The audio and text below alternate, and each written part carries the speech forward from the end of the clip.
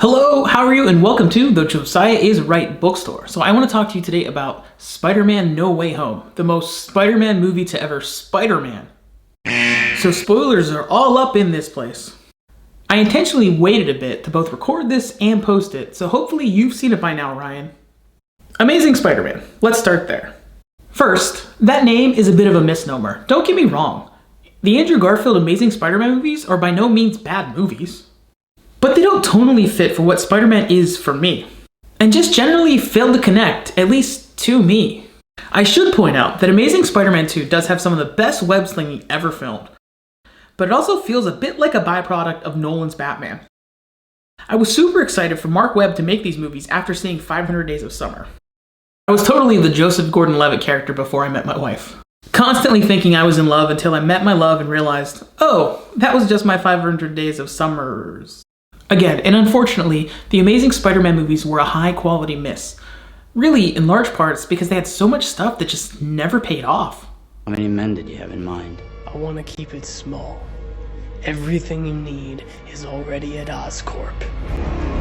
Maybe, had the 47 movies they had planned actually got made, it would have been an MCU-like success. But as it stands, that stuff was just kind of there. Like an Easter egg left out too long and forgotten. So now it's a stinking, rotting mess. Maybe not that bad, I'm intentionally being dramatic, but it just didn't connect.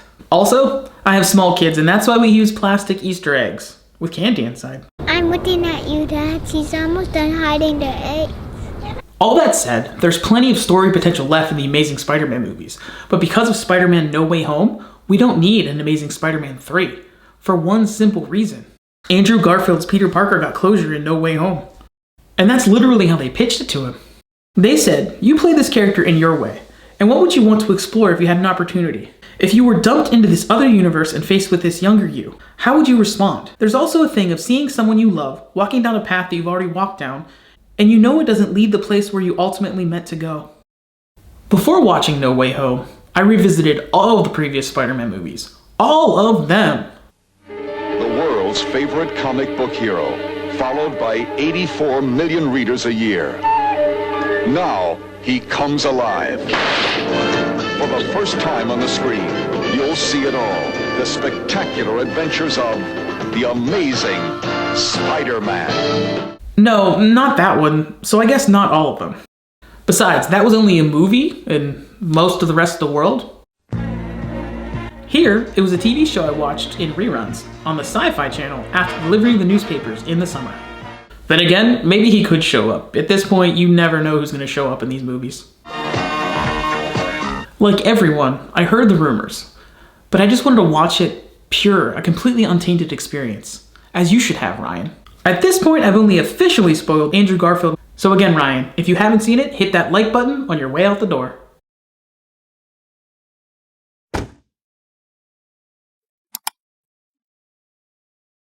The reason I rewatched all those Spider-Man movies, not because I was expecting anything spoiler-wise or anything like that, or read anything online, I just wanted to revisit Spider-Man and the Spider-Men and the filmmakers and all the people that brought those characters to life before I saw the latest one. I just like to do that with superhero movies, and I just wanted to spend time with Spider-Men. Or as Andrew Garfield said, on a base level, as a Spider-Man fan, just the idea of seeing 3 Spider-Men in the same frame was enough. Now I've spoiled 2 things. There are at least 3 Spider-Men in this movie. Now Ryan, I'm telling you, hit that like button to get out of here. You can go watch the Muppet Family Christmas video I made or something. Well, they certainly seem to be having a good time out there, Sprocket. Yeah, I like it when they have a good time. I could make hours and hours worth of video content breaking down all of those Spider-Man movies, good and bad and in between, because I just love the character so much, and even at their worst moments, I still enjoy those movies. However, there's one moment that should have had more impact than anything and really connected deeply, and it just didn't connect. The death of Gwen Stacy.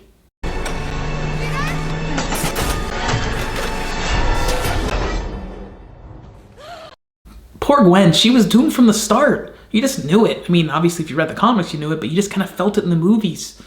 And for some reason, unlike the comic where I felt it so deeply when I first read it in Marvel Tales and years later, I didn't feel it in the movie. I didn't connect with it.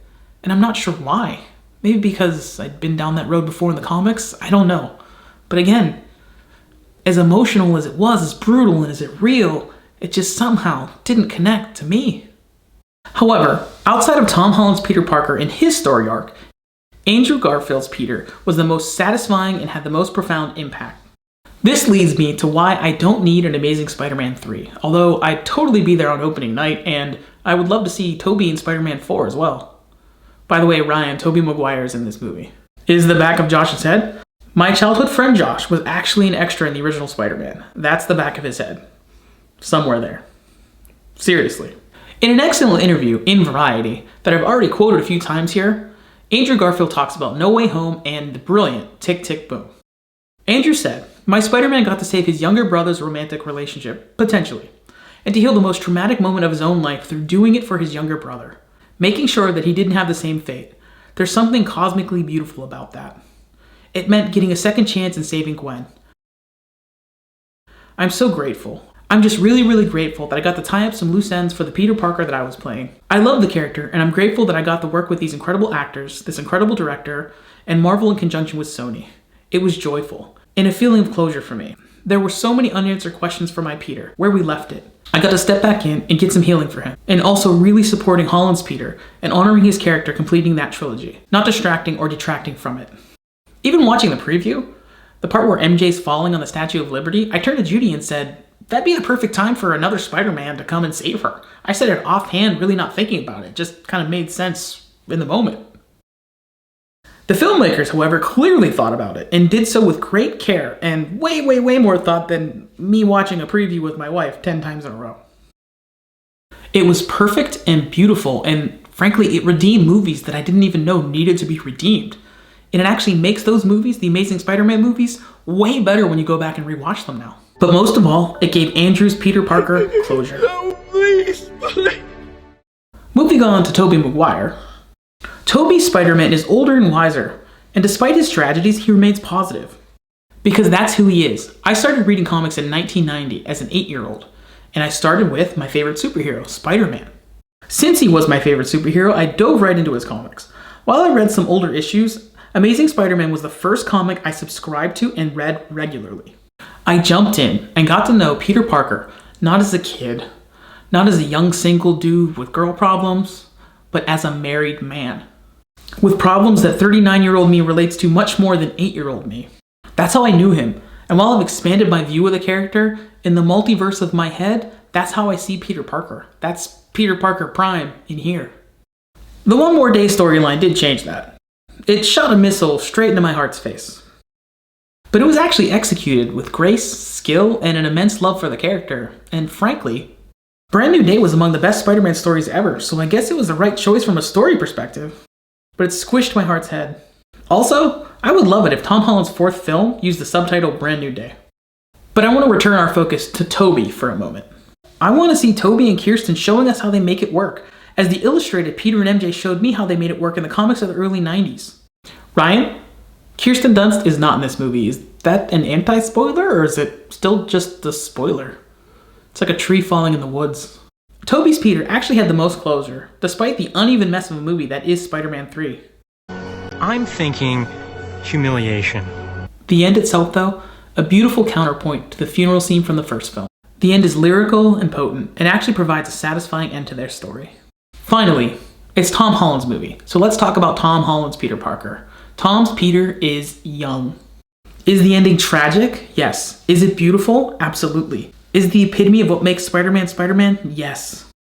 However, Peter is young. His life, his loves, it's all out in front of him.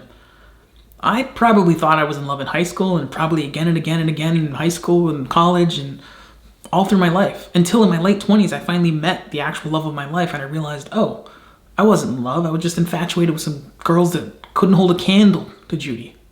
All the other girls here are stars, you are the northern lights. I just realized all that stuff in my early 20s and in high school, that was my origin story as well. And meeting Judy, that was the real story. And this movie, it's actually the origin story. My mind is kind of blown right now. Props to John Watts, Chris McKenna, and Eric Sommers. Eric Sommers? How do you say your last name, Eric? You're not watching this, but I don't know how to say your last name. But actually, the moment really hit me what this kind of movie was as I was watching it in the theater. being that it's an origin story. The Green Goblin had just devastated everything, destroying the entrance to Happy's building and ramming his glider into Aunt May. She gets up in good spirits because that is this Aunt May. And I must say, major props to Marissa Tomei for a take on a character I was unsure about, not totally on board with. I have to admit, I was wrong. It turns out she's the best on-screen Aunt May we have, by far, and the most fully realized version of Aunt May we've seen. Thank you, Ms. Parker, for having me. And thank you guys for having me. Anyway, when Aunt May gets up, she is clearly hurt, but again, in good spirits. And she says something along the lines of, "I got knocked on my ass." In the theater, I gasped. I think I might have even said, "Oh no," out loud. I had just watched Spider-Man, the original one, the day before. I'm already on my ass, mate. I am on my ass. Judy goes, "What's wrong?" I think maybe she thought it was something beyond just the movie, or probably she's smart enough to know that it was something in the movie. And I think she's smart enough to know what was coming. But I pointed to the screen, and we watched together Aunt May become Uncle Ben. For lack of a better transition, speaking of dead Aunt May, at the very end, for a second, with either Happy or maybe MJ in the diner, I thought maybe that Peter was going to give the name Ben Reilly. I was both thrilled and terrified at that prospect. The Clone Saga is actually what derailed me as a comic book reader and kind of briefly broke up my relationship with Spider-Man. The idea for the Clone Saga was kind of what they later did with One More Day, but just not executed as well. Although looking back on it, it's not nearly as bad as I thought it was at the time. At the time, I really did not like it. The ending of No Way Home brings up what I like to call a James Bondian flaw in Nolan's Dark Knight films. No Way Home ends with Peter sacrificing himself, as Christian Bale did in The Dark Knight. I killed those people. That's what I can be. No, you can't. You're not. I'm whatever Gotham needs me to be. It's really a very Spider-Man-like choice to sacrifice yourself for the greater good. Just ask Andrew Garfield. He put it this way. Peter and Spider-Man, those characters are all about service, to the greater good and the many. I actually wrote my notes for this. The day after watching the movie, on my 12th wedding anniversary coincidentally, I was flying with my family from Los Angeles to Pittsburgh to see the rest of my family. And I guess Andrew Garfield and I, we just both get Spider-Man. At the end of No Way Home, Peter sacrifices himself to save the world and suffers for it. In The Dark Knight Rises, Batman seems to sacrifice himself in a similar way. Only to be seen sipping champagne with Anne Hathaway in Italy, or maybe it was the coast of Croatia. Croatia represent, my unpronounceable last name is Croatian. But this is why I call it a James Bondian flaw. At least older Bond, maybe not new Bond. It's almost as if it's easy for him, it being the choice here. He seems to make a sacrifice, but he doesn't really suffer for it. He ends up on a yacht with Halle Berry or something. I don't know, I might be confusing my Bond movies.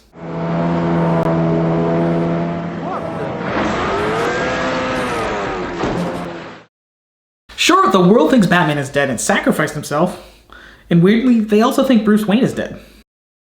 And if Bruce Wayne were alive, he could do way more good than Batman ever did, by the way. Bruce Wayne doesn't suffer for Batman's choice. Peter Parker, however, he suffers for Spider-Man's choice. That's what makes him Spider-Man. Everything Spider-Man touches comes to ruin. All that said, aside from A Brand New Day for Tom, I'd most enjoy seeing a movie with Tobey. Maybe with a daughter with spider powers? I would absolutely be first in line to see The Amazing Spider-Man 3, Spider-Man 4, Tom's Brand New Day or whatever they end up calling it, even more Nolan Batman movies. Because as I learned as an 8-year-old first reading comic books, with comics, there's always more stories to be told. There's always another issue. Bye. Thanks for watching.